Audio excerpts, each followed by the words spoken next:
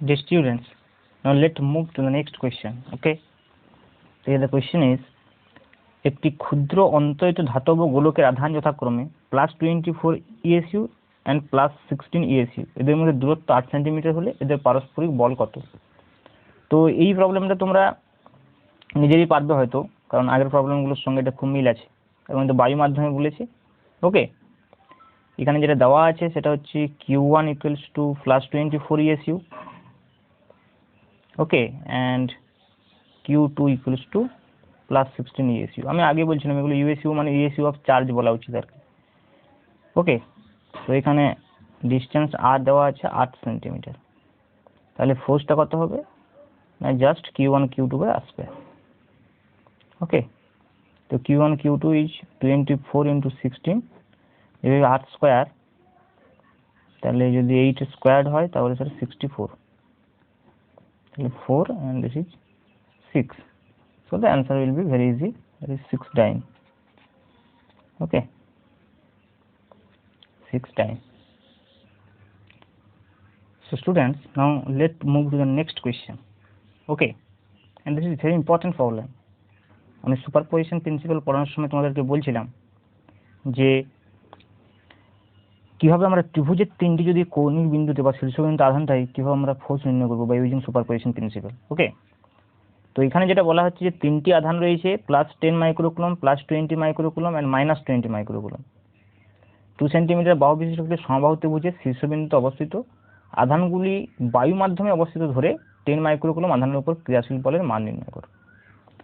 প্রথমে আমি এখানে যেটা বলতে চাইবো সেটা কিন্তু সব আধানগুলো মাইক্রোকুলম্বে দেওয়া আছে, তাহলে এটাকে কুলম্বে নিয়ে যেতে হবে। ওকে, তাহলে আমি কনভার্সনটা বলে রাখি যে 1 মাইক্রোকুলম, এটা আগেও একবার বলেছিলাম আশা করি আগের চ্যাপ্টারে। তো 1 মাইক্রোকুলম মানে হচ্ছে যে 10⁻⁻6 কুলম। ওকে, আর এখানে সেন্টিমিটার যেটা আছে ডিস্টেন্সটা, যেটা 2 সেন্টিমিটার দেওয়া আছে বাহু দৈর্ঘ্য, সেটা আমরা এই সাইডে নিয়ে যাবো, তার মানে 2 × 10⁻²² মিটার। আমি তোমাদেরকে সাজেস্ট করবো ইউনিট কনভার্সনগুলো সব 10 টু দি পাওয়ারে করা, তাহলে সুবিধা হবে। ওকে, তোমরা হয়তো ফ্র্যাকশন দিয়ে করে 0.002 এরকম করতে বেশি অভ্যস্ত, বা 10 টু দি পাওয়ারে করলে প্রবলেম করতে সুবিধা হবে। ওকে, এবার আধানগুলি বায়ু মাধ্যমে অবস্থিত ধরে নির্ণয় করতে আগে আমি জাস্ট ডায়াগ্রামটা আঁকার চেষ্টা করি, রাফ ডায়াগ্রামটা। তো একটা হচ্ছে যে 20 মাইক্রোকুলম প্লাস আর মাইনাস আছে, এগুলো এদিকে দিয়ে দিই, তাহলে this is +20 microcoulomb, okay, and this is -20 microcoulomb. তাহলে এখানে ধরা যাক আছে 10 মাইক্রোকুলম। ওকে, 10 মাইক্রোকুলম। এবারে আমাদেরকে 10 মাইক্রোকুলম আধানের উপরে ফোর্সটা নির্ণয় করতে বলছে। তাহলে আমরা এখানে দেখতে পাচ্ছি ডায়াগ্রামটা থেকে যে +20 মাইক্রোকুলম 10 মাইক্রোকুলমের উপর একটা রিপালসিভ ফোর্স দিবে, কারণ দুটোই পজিটিভ, দিস ইজ প্লাস, তাহলে সেই ফোর্সটা এদিকে হবে। ওকে, এবারে -20 মাইক্রোকুলম 10 মাইক্রোকুলমের উপর একটা কি ফোর্স দেবে, অ্যাট্রাকশন ফোর্স দেবে, কারণ নেগেটিভ আছে, তাহলে সেই ফোর্সটা এদিকে হবে। তাহলে এই দুটোর আমাকে রেজাল্টেন্টটা নিতে হবে। তো এখানে আমি একটা জিনিস পরিষ্কার বুঝতে পারছি যে এই দুটো আধানের মধ্যে যা ফোর্সের ম্যাগনিটিউড হবে, এই দুটো আধানের মধ্যে ফোর্সের ম্যাগনিটিউডটা সেম হবে। কেন না, এদের মধ্যে যে ডিস্টেন্স সেটা সেম আছে, 2 সেন্টিমিটার করে সেম আছে। আবার আধানগুলোর যে মান 10 × 20 10 × 20 এটাও সেম আছে, আবার বায়ু মাধ্যমে আছে, তাহলে এই ফোর্সের মানগুলো সেম হবে। তাহলে আমি যদি এই ফোর্সটাকে জাস্ট এফ বলি, তাহলে এই ফোর্সটাকে আমি এফ বলতে পারি, কারণ দুটো ফোর্স সেম। আচ্ছা, যেহেতু এটা সমবাহু ত্রিভুজ আছে, তাহলে প্রত্যেকটা অ্যাঙ্গেল কত হবে, 60 ডিগ্রি করে হবে। This will also be 60 degree. তাহলে এই দুটো ফোর্সের মধ্যে যে অ্যাঙ্গেলটা, সেটা এই অ্যাঙ্গেলটা কত হবে, 120 ডিগ্রি, 120 ডিগ্রি হবে। এখন দুটো ফোর্সের মধ্যবর্তী আমি কোনটা যদি জানি, তাহলে এদের রেজাল্টেন্টটা কীভাবে নির্ণয় করব, ভেক্টর ফর্মুলা অনুযায়ী, ভেক্টর ত্রিভুজ সূত্র অনুযায়ী নির্ণয় করতে পারবো। তাহলে এখানে এফ নেট কত হবে, নেট ফোর্স যদি বলি এফ নেট, সেটা হয়ে যাবে √a² + b² + 2ab cos θ ছিল, তাহলে f² + f² + 2f² × cos 120 degree. এটা হলো ত্রিভুজ সূত্রটা, √a² + b² + 2ab cos θ। এখানে a আর b দুটো একই সেম, কারণ ফোর্সের ম্যাগনিটিউডটা সেম হবে, আমরা দেখে বুঝতে পারছি। তাহলে এটা যদি আমি ক্যালকুলেশন করি কত আসবে, 2f² + 2f² × cos 120 মান হচ্ছে -12, তাহলে সেটা আসছে √2f², এই দুই কেটে গেলে এটা -f², তার মানে √f², that is simply f হবে। তার মানে F net equals to just F হবে। তাহলে একটা ফোর্স আমি নির্ণয় করলেই পেয়ে যাচ্ছি। তাহলে এফ নেট হয়ে যাবে এফ, তাহলে এফ এর ভ্যালু কত হবে 1/4πε0 into Q1 Q2 divide by r²। এবার যদি আমি মানগুলো বসাই তাহলে এফ নেটটা পাবো 1/4πε0 আমরা কত জানি 9 × 10⁹ এসআই পদ্ধতিতে বায়ু মাধ্যম। Q1 Q2 কত আছে 20 and 10, ওকে। সো একটা হবে 20 × 10⁻⁶, আর একটা হবে 10 × 10⁻⁶ ডিভাইডেড বাই r²। আর কত আছে এখানে 2 সেন্টিমিটার, তার মানে 2 × 10⁻², তার হোল স্কয়ার। এটা আমরা ক্যালকুলেশন করলে নিউটনে পাবো, ওকে। তো তোমরা এই ক্যালকুলেশনটা করবে, ক্যালকুলেশনটা করলে যেটা আসবে আমি রেজাল্টে লিখছি 4500 Newton, okay. This will be the net force. এখন অনেক সময় কি হবে, এখানে যদিও দেয়নি প্রবলেমটিতে, অনেক সময় কি হয় প্রবলেমে এই নেট ফোর্সটার অভিমুখটা আমাকে জানতে চাইবে যে what is the direction of this net force. তাহলে তখন আমরা এখান থেকে যে আমরা সামান্তরিক সূত্র আমরা জানি, সামান্তরিক সূত্রের সাহায্যে আমরা এখানে করতে পারবো। যেখানে যদি আমরা সামান্তরিকটা ড্র করতাম তাহলে কিরকম হতো, this will be like this, like this. এখানে আমরা সামান্তরিক বলতে পারতাম। তাহলে এটা কি হচ্ছে, এই দুটো বাহুর যে সন্নিহিত কর্ণ সেটা হচ্ছে একটু লব্ধিটাকে প্রকাশ করতো। তাহলে সেই লব্ধিটা কত অ্যাঙ্গেল আছে আমাকে নির্ণয় করতে হবে। কিন্তু এইখানে এই প্রবলেমটার ক্ষেত্রে একটা সুবিধা আছে, আমরা সে ভেক্টরের ফর্মুলাগুলো দিয়ে নির্ণয় করতে হয়। tan θ tan α tan β ছিল না, b sin θ divide by a plus b cos θ, হ্যাঁ, বা b cos θ b sin θ divide by a plus b cos θ, ওগুলি ছিল। সেই ফর্মুলাগুলো দিয়ে করতে হবে। কমপ্লিকেটেড কেস যখন আসবে তখন আমি করাবো, কিন্তু এইটা খুব সিম্পল কেস, এখানে আমাকে ওটা করতে হবে না। তার কারণ হচ্ছে আমি এই ডায়াগ্রামটাকে একটু এঁকে দেখাই আর এবার, যে আমার এদিকে একটা ফোর্স ছিল এফ, ওকে, আর এই দিকে একটা ফোর্স আছে এফ, এদিকে ত্রিভুজটা আছে জাস্ট, এই দুটো ফোর্স আছে। কিন্তু ব্যাপারটা যে এই দুটো ফোর্সের ম্যাগনিটিউডটা সমান আছে। তাহলে ম্যাগনিটিউড যদি সেম থাকে তাহলে তাদের লব্ধিটা নিশ্চয়ই মাঝখানে মাঝখানে হবে নেট ফোর্সটা। তাহলে কি হবে, এই দিকটা 60 ডিগ্রি হয়ে যাচ্ছে, এই দিকটা 60 ডিগ্রি হয়ে যাবে, কারণ এই টোটালটা 180 ডিগ্রি আছে। কিন্তু ইন জেনারেল এটা হবে না, দুটো ফোর্স যদি সমান না থাকে এটা মাঝখানে মাঝখানে যাবে না, যে দিকের ফোর্সটা বেশি থাকবে সেই দিকে যাবে লব্ধিটা। সাপোজ যদি এমনি হয় যে এইভাবে যদি থাকে, সাপোজ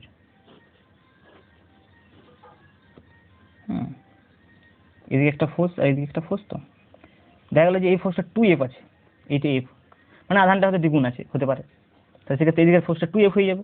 তাই এই দিকের ফোর্স যদি 2f হয়ে যায় তখন রেজাল্টেন্টটা কি 2f এর দিকে ঘেঁষে যাবে। কিন্তু এইখানে কেসটা কি হয়েছে, এখানে দুটোই ফোর্স সমান আছে, তাহলে দুটো ফোর্স যদি সমান থাকে তো মাঝখানে মাঝখানে যাবে। তাহলে টোটাল অ্যাঙ্গেলটা আমরা জানি 120 ডিগ্রি, তাই এগুলো কত হবে 60 ডিগ্রি করে। তাহলে আমরা ডিরেকশনটা খুব সহজেই এখানে বলে দিতে পারছি যে জাস্ট একদম প্যারালাল হচ্ছে এই ভূমির সঙ্গে প্যারালাল হবে ফোর্সের যে ডিরেকশনটা, ওকে। তো যদি ডিরেকশনটা চাই এই প্রবলেমটা ক্ষেত্রে তোমরা বলে দিতে পারো, যদি এখানে ডিরেকশনটা চাইনি, okay. So let's move to the next question, okay. এখানে বলছে যে 4q এবং q আধান দুটির মধ্যে ব্যবধান 2r, অপর একটি আধান ক্যাপিটাল কিউ কে এদের সংযোগ রেখার মধ্যবিন্দুতে রাখা হলো। স্মল কিউ আধানের উপর মোট বল 0 হলে ক্যাপিটাল কিউ এর মান কত? তাহলে 4q এবং q আধান দুটির মধ্যে দূরত্ব বলা আছে, ওকে। তাহলে সাপোজ আমি বললাম যে এটা হচ্ছে যে 4q and this is small q, এদের মধ্যে ডিসটেন্স 2r, টোটাল ডিসটেন্সটা। তাহলে মাঝখান থেকে যদি আমি ডিসটেন্সটা বলি তাহলে এই দিকটা হবে r, এই দিকটা তো হবে r। আর একটা কি বলা আছে যে এখানে ক্যাপিটাল কিউ যে আধানটা রয়েছে সেটা মাঝখানে রাখা আছে, তো এর মানটা আমাদেরকে নির্ণয় করতে বলেছে, ওকে। আর এই স্মল কিউ আধানের উপর মোট বলটা 0 বলা আছে স্মল কিউর উপরে। তাহলে স্মল কিউর উপর যদি মোট বল 0 হয় তাহলে স্মল কিউর উপরে কে ফোর্স দেবে, এই 4q ফোর্স দেবে, আবার এই ক্যাপিটাল কিউ এ ফোর্স দেবে, ওকে।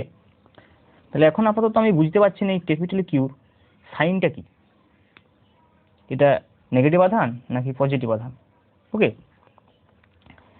তো আমি যদি স্ট্যাবিলিটির কথা বলি, যে ইকুইলিব্রিয়ামের কথা আমি বলেছিলাম, ইকুইলিব্রিয়াম যখন পড়েছিলাম আমি কেস 1 কেস 2 করে, ওই ইকুইলিব্রিয়ামের তোমরা যদি কনসেপ্টটা আরেকবার রিভাইজ করো বা তোমাদের যদি মনে আছে তোমরা বুঝতে পারবে যে ওখানে আমি বলেছিলাম যে তিনটি আধান যখন ফ্রিতে থাকবে, মানে অন্য কোনো ফোর্স না থাকবে। তাহলে এখানে দেখা যাচ্ছে অন্য কোনো ফোর্সের কথা কিন্তু বলা নেই। তাহলে এখানে কি ফোর্স আছে? অনলি ইলেকট্রোস্ট্যাটিক ফোর্স আছে। তাই যদি অনলি ইলেকট্রোস্ট্যাটিক ফোর্স থাকে, তখন যদি তারা যে কোনো একটা আধানের উপর নেট ফোর্স যদি শূন্য হয়, তার মানে অবশ্যই অন্য আধানগুলোর উপরও নেট ফোর্স শূন্য আছে, তবে এটা সাম্যাবস্থায় থাকবে। একটা আধানের উপর নেট ফোর্স কিন্তু শূন্য হওয়া সম্ভব নয় এখানে, যদি অন্য আধানগুলো যদি টোটাল সিস্টেমে যদি সাম্যাবস্থায় থাকতে চায়। এবং বুঝতেই পারছো এই টোটাল সিস্টেমটা তখনই সাম্যাবস্থায় থাকবে, সেখানে কয়েকটা আমি কন্ডিশন বলেছিলাম, যে যদি তারা কি হয়, একই রেখার মধ্যে থাকে, ওকে, একই রেখার মধ্যে থাকে, এবং যে মাঝখানে আধানটা হবে সেটা অন্য দূর থেকে বিপরীত আধান হতে হবে। অর্থাৎ সেই অর্থে আমি বলতে পারি এই Q must be negative. Okay, Q must be negative, না হয় কিন্তু এই স্মল কিউর উপরে নেট ফোর্স শূন্য হওয়া সম্ভব নয়। কারণ স্মল কিউর উপরে নেট ফোর্স শূন্য হওয়ার অর্থই হচ্ছে যে এটা সাম্যাবস্থায় রয়েছে। তাহলে আমি যদি সেই সাম্যাবস্থার ব্যাপারটা কনসিডার করে আলোচনা করি, তাহলে আমার অনেক সুবিধা হবে। প্রথমে আমি পেয়ে যাচ্ছি কিউ সাইনটা। তাহলে এখানে আমি এর স্মল কিউর উপরে যে ফোর্সের ডিরেকশনটা বুঝতে পারবো। তাহলে 4Q একে কোন দিকে ফোর্স দেবে? এই দিকে ফোর্স দেবে, রিপালসিভ ফোর্স। আর ক্যাপিটাল কিউ একে অ্যাট্রাকটিভ ফোর্স দেবে এদিকে। এখন যদি আমি এই দুটো ফোর্স নিশ্চয়ই ইকুয়াল এন্ড অপোজিট হবে, তবে তো শূন্য হবে স্মল কিউর উপরে ফোর্স। তাহলে 4Q যে ফোর্সটা দেবে সেটা যদি আমি F1 বলি, আর ক্যাপিটাল কিউ যে ফোর্সটা দেবে সেটা যদি আমি F2 বলি, তাহলে অবশ্যই F1 ইকুয়ালস টু F2 হবে, তবেই স্মল কিউর উপরে কিন্তু নেট ফোর্স শূন্য হওয়া সম্ভব। তাহলে F1 ইকুয়ালস টু কত আমি বলতে পারি? জাস্ট আমি যদি যে কোনো আমি এককই বলতে পারি, সিজিএস বা এসআই। ওকে, তো যদি আমি এসআই ইউনিটই বলি, তাহলে হবে এটা কত? F1 কত হবে? 1/4πε0 ইন্টু F1 মানে এই ফোর্সটা, তাহলে Q into 4Q। Okay, Q into 4Q divide by the distance square, তাহলে 2r হচ্ছে দ্য ডিস্টেন্স, তাহলে whole square is equals to এদিকে কত হবে? 1/4πε0 into capital Q into small Q divide by R square. কারণ এর ডিস্টেন্স আর আছে, তাহলে 1/4πε0 1/4πε0 ক্যান্সেল আউট। এবার যদি আমরা দেখি, এদিকে আসছে 4Q square divided by 4r square is equals to capital Q small Q divide by R square. তাহলে এখানে 4 কেটে যাচ্ছে, আর স্কোয়ার কেটে যাচ্ছে, তাহলে কিউ স্কোয়ার সমান Q into small Q. So capital Q is nothing but small Q. Okay, তাহলে capital কিউর মানটা স্মল কিউর সঙ্গে সমান হতে হবে, আর কি হতে হবে? এটা নেগেটিভ হবে। অর্থাৎ আমি অ্যান্সার এইভাবে লিখতে পারি, যেহেতু আমি এখানে আগে নেগেটিভটা দিয়ে দিয়েছি, এটা minus Q. Okay, that is minus small Q. বা আমি যদি অন্যভাবে বলি, যে আমি ইকুইলিব্রিয়ামের কথাটা যদি আলোচনাতে আনবো না বলি, তবুও প্রবলেমটা করা যাবে। ওকে, সেক্ষেত্রে আমি এইভাবে ভাবতে হবে। জাস্ট একটা অল্টারনেটিভ আমি অ্যাপ্রোচ দেখাচ্ছি।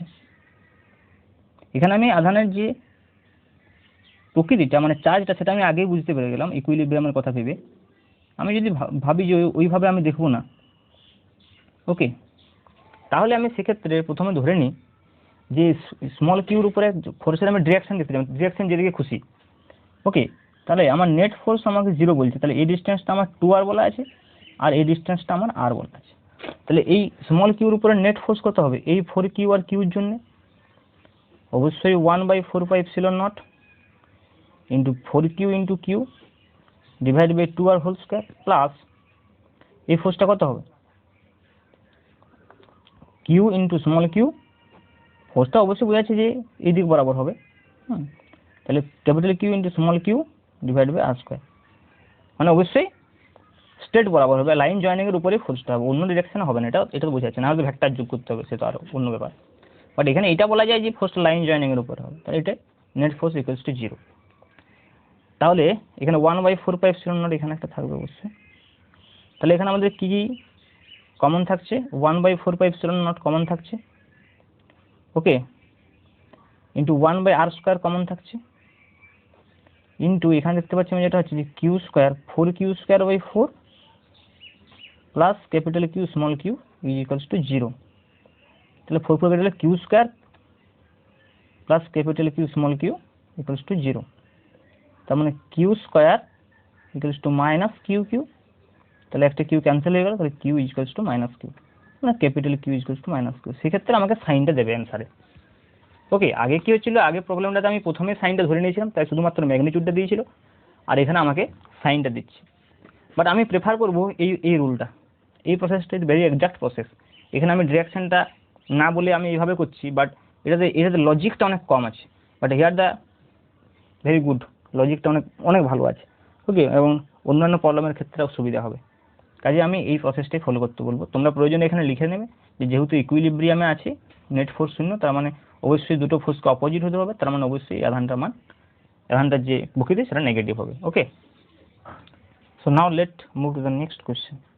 ওকে, 1 ইউনিট মানের দুটি ঋণাত্মক আধান ও একটি ধনাত্মক আধান কিউ একই সরলরেখায় অবস্থিত। কিউ আধানটিকে কোথায় স্থাপন করলে এবং সেটির মান কত হলে আধানগুলির সাম্যাবস্থায় থাকবে? এই সাম্য কিরূপ? তো এই ধরনের প্রবলেম সম্পর্কে আমি আগে ডিসকাশন করে দিয়েছি অলরেডি, যখন আমি ইকুইলিব্রিয়াম পড়াচ্ছিলাম। জাস্ট তোমরা নিজেরাই করতে পারো প্রবলেমটা। ওকে, যে 1 ইউনিট মানের দুটি ঋণাত্মক আধান বলা হচ্ছে, তো তারা মনে করছি আগে এখানে একটা অবস্থিত, এখানে একটা -1 ইউনিট আধান রয়েছে, সাপোজ এখানে একটা -1 ইউনিট আধান রয়েছে। এবার বলছি কিউ আধানটিকে কোথায় স্থাপন করলে সে সাম্যাবস্থায় থাকবে। আমি আগের দিনই বলেছিলাম, যখন ইকুইলিব্রিয়ামের কথা বলেছিলাম, যে যদি ইলেকট্রোস্ট্যাটিক ফোর্স ছাড়া অন্য কোনো ফোর্স না থাকে, তাহলে আধান তিনটিকে অবশ্যই একই রেখার মধ্যে অবস্থিত হতে হবে, এবং থার্ড আধানটাকে অবশ্যই এই দুটো সম আধানের মাঝখানে অবস্থিত হতে হবে। মানে সম আধানের মাঝখানে ঠিক বলবো, মানে মধ্যবর্তী স্থানে অবস্থিত হতে হবে। এই দুটো লাইন জয়েনিং এর মধ্যে এইদিকে বা এইদিকে রিজিয়নে হতে পারবে না, মধ্যবর্তী অবস্থায় থাকতে হবে, এবং সেই আধানটার প্রকৃতি বিপরীত হতে হবে। এখানে তো বিপরীত প্রকৃতিটা অলরেডি বলা আছে, ধনাত্মক আধান। তাহলে আমরা বুঝতে পারছি এখানে কোথাও একটা কিউ আধানটা বসবে। এখন তোমরা বুঝতে পারছো কিউ আধানটা কোনখানে বসলে এই প্রবলেমটার ক্ষেত্রে, যেমন এই দুটো আধানের মান যেহেতু সমান দেওয়া আছে, কাজে এই প্রবলেমটার ক্ষেত্রে ডাইরেক্টলি বোঝা যাচ্ছে যে এই আধানটা এমন একটা জায়গায় বসবে যাতে করে এর উপরে নেট ফোর্সটা 0 হয়। এটা তো হতেই হবে। তাহলে আধানটা যদি এই জায়গাতে বসে, মাঝখানে বসে, তবে নেট ফোর্সটা শূন্য হবে। কারণ কি, এই মানগুলো সমান আছে আধানের, তাহলে ডিস্টেন্সটা সেম হতে হবে। তাহলে এই দিক থেকে ডিস্টেন্সটা সেম হতে হবে, এই দিক থেকেও ডিস্টেন্সটা সেম হতে হবে। তাহলে টোটাল যে ডিস্টেন্স, সেটা আমি বলবো যে তার অর্ধেক হবে।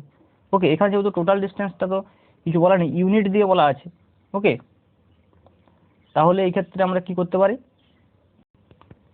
তাহলে আমরা জাস্ট কিছুটা ধরে নিই, জাস্ট এক্স ধরে নিচ্ছি। তাহলে এই দিক থেকে যে ডিস্টেন্সটা হবে, এই দিক থেকে সেই ডিস্টেন্সটা হবে, এটা বোঝাই যাচ্ছে। তাহলে এখন যদি আমরা কি বলছি, এই আধানগুলো সাম্যাবস্থায় আছে, তাহলে কিউ আধানটা আমাকে মান নির্ণয় করতে হবে। যে কিউ আধানটার মান যদি আমরা নির্ণয় করতে চাই, তাহলে কিন্তু স্মল কিউর উপরে যদি নেট ফোর্স শূন্য করি, তাহলে আসবে না ব্যাপারটা। তার কারণ কি, স্মল কিউর উপরে নেট ফোর্স যদি শূন্য করি, তাহলে দেখো স্মল কিউটা কেটে যাবে। স্মল কিউর উপর নেট ফোর্স শূন্য আমরা বুঝতে পারছি যে স্মল কিউর উপর এদিক থেকে একটা ফোর্স আসবে, অ্যাট্রাকটিভ ফোর্স হবে, এদিক থেকে একটা ফোর্স হবে, অ্যাট্রাকটিভ ফোর্স আসবে। তাহলে সেক্ষেত্রে এর উপরে নেট ফোর্স 0 হবে। কখন হবে, যদি এদিকের ফোর্সটা সমান হয়। তার মানে সেটা কত হবে, জাস্ট কিউ ইন্টু 1/x² সমান কিউ ইন্টু 1/x²। এটা একটা ইকুয়েশন। কিন্তু ব্যাপার হচ্ছে এখান থেকে আমি কোনো কিছু মান পেতে পারিনি, তাহলে আমার এই ইকুয়েশনটা কিছু কাজ হবে না, এই কিউর উপরে নেট ফোর্স 0 করে। কিন্তু এই সাম্যাবস্থা আলোচনা করার সময় আমি একটা বিষয় বলেছিলাম যে প্রত্যেকটা আধানের উপর নেট ফোর্স 0 হবে। তাহলে আমি অন্য একটা আধানের উপর দেখি, এই -1 আধানের উপর নেট ফোর্স 0 করি। তাহলে এই মাইনাস আধানের উপর যদি নেট ফোর্স 0 হয়, তাহলে সেটা কত হবে, এই -1 কি এইদিকে একটা ফোর্স দেবে, আর কিউ একটা এইদিকে ফোর্স দেবে, -1 এইদিকে ফোর্স দেবে। এটা যদি আমি F1 বলি, তাহলে কিউ এইদিকে ফোর্স দেবে F2। তাহলে এখানে আমি বলতে পারি F1 = F2, এখান থেকে পাওয়া যেতে পারে। তাহলে F1 যদি হয়, F1 কত দূরে এখানে আছে, তাহলে আমি সিজিএস পদ্ধতি দিয়ে করি।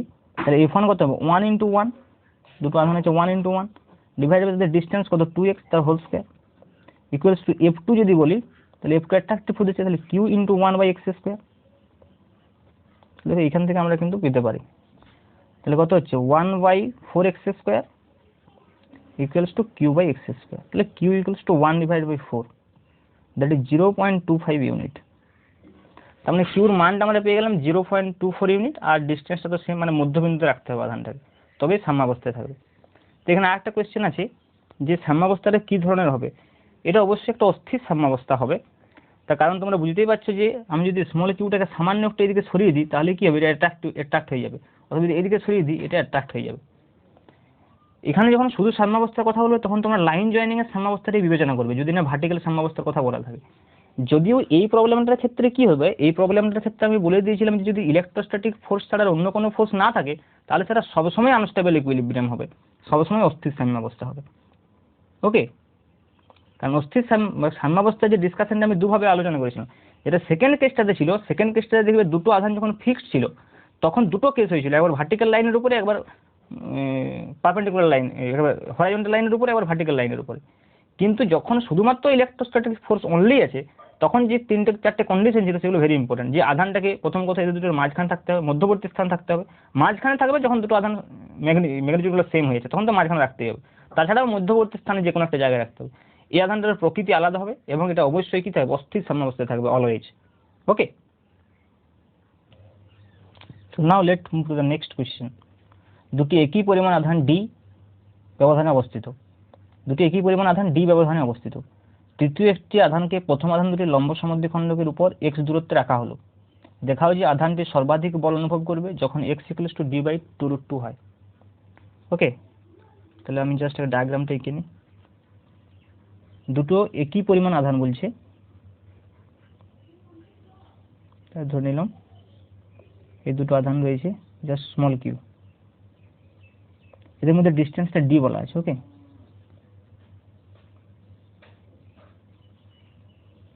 ডিস্টেন্সটা d বলা আছে।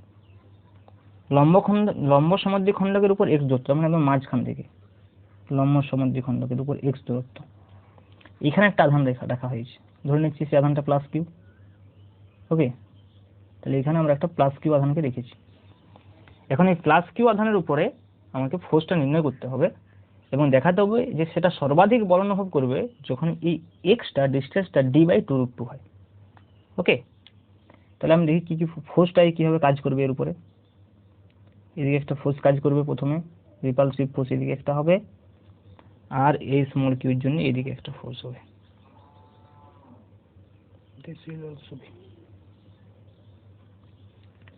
একটা ফোর্স হবে রিপালসিভ ফোর্স। ফোর্সগুলোর মান সমান হবে, কেন না আধানগুলো সমান আছে এবং ডিস্টেন্সটা সেম হবে। কারণ এই ডিস্টেন্স যদি x হয়, এটা কত হবে, d/2 হবে। আচ্ছা, এই ডিস্টেন্সগুলো আমি r ধরে নিচ্ছি। ওকে, সেম হবে, তাহলে d = 2r। অ্যাকচুয়ালি সুবিধা হবে তাহলে ক্যালকুলেশন করতে। ওকে, তাহলে এই দিকটা কত হবে, √r² + x²। সিমিলারলি এই দিকটা কত হবে, √r² + x²। তাহলে বুঝতে পারছো যে ডিস্টেন্সগুলো সেম হয়েছে আর আধানগুলো সেম হয়, তার মানে এই ফোর্সগুলো সেম হবে, F। ওকে, তাহলে এদের যে নেট ফোর্সটা কোন দিকে হবে, একদম মাঝখানে হবে নেট ফোর্স, এইটা হবে F নেট। ওকে, তাহলে F নেটটা আমরা কি করে বের করব, F নেট বের করার জন্য আমাদেরকে ওই ত্রিভুজ সূত্র বা সমান্তরাল সূত্র ইউজ করতে হবে। তাহলে তার জন্য আমার এই টোটাল অ্যাঙ্গেলটা জানার দরকার। তাহলে এই দুটো যেহেতু সমান সমান আছে, মাঝখানে যাবে, আমরা বুঝতে পারছি ফোর্সটা সমান, তাহলে থিটা ধরে নিলাম। তাহলে এগুলো বিপ্রতীপ কোণ হিসেবে থিটাই হবে। তাহলে F নেট কত হবে দেখা যাক। F নেট যদি বলি √f² + f² + 2f² cos of 2 theta, কারণ অ্যাঙ্গেলে 2 থিটা আছে। তাহলে √2f² + 2f² cos 2 থিটা।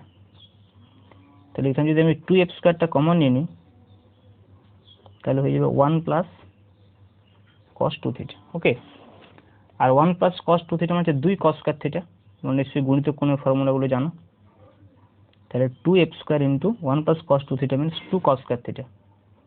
তাহলে এটা হয়ে যাচ্ছে √4f² cos² theta, that is 2f cos theta. তাহলে F নেট আমরা যেটা পাচ্ছি, F নেট সেটা জাস্ট হয়েছে 2f cos থিটা। তাহলে f আর cos থিটা ভ্যালুটা বসিয়ে দিতে হবে। তাহলে f কত হবে, q1 q2/r²। তাহলে এই দুটো আধানের গুণফল ডিভাইড বাই ডিসটেন্স স্কয়ার।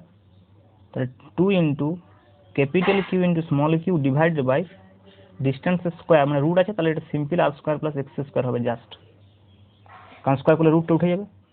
কিন্তু cos থিটা কত হবে, এখান থেকে ভূমি বাই অতিভুজ, এটার ভূমি কোনটা আর অতিভুজ কোনটা বুঝতে পারছি, এটা হচ্ছে লম্ব, তাহলে এইটা হবে নিশ্চয়ই ভূমি এই কোনটার সাপেক্ষে।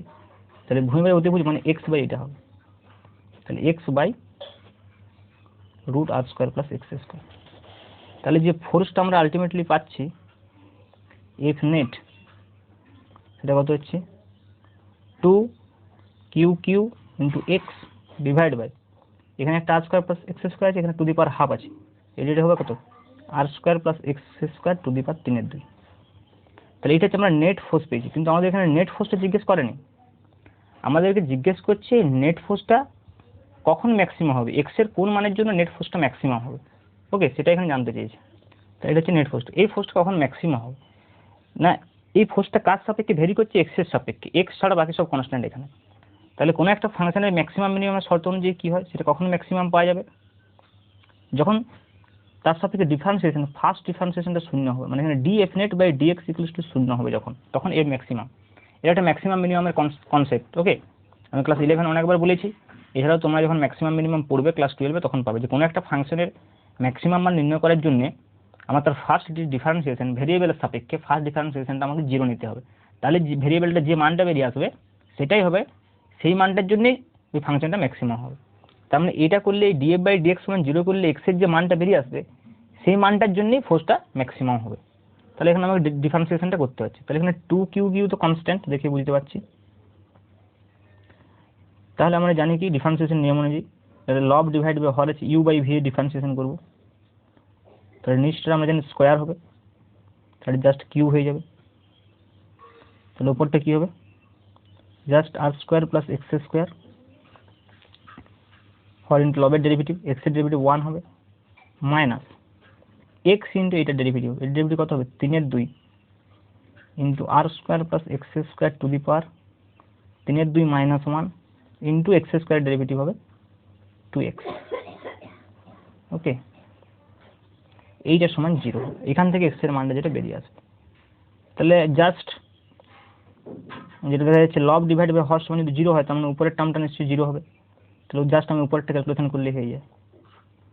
তাহলে R square plus x square to the power 3/2 minus এখানে দেখো এই 2 কেটে যাচ্ছে, আর এই এক্স হয়ে যাবে এক্স স্কোয়ার, তাহলে 3x স্কোয়ার ইন্টু আর square plus x square 3/2 minus 1 মানে কত হবে half, this is equals to 0।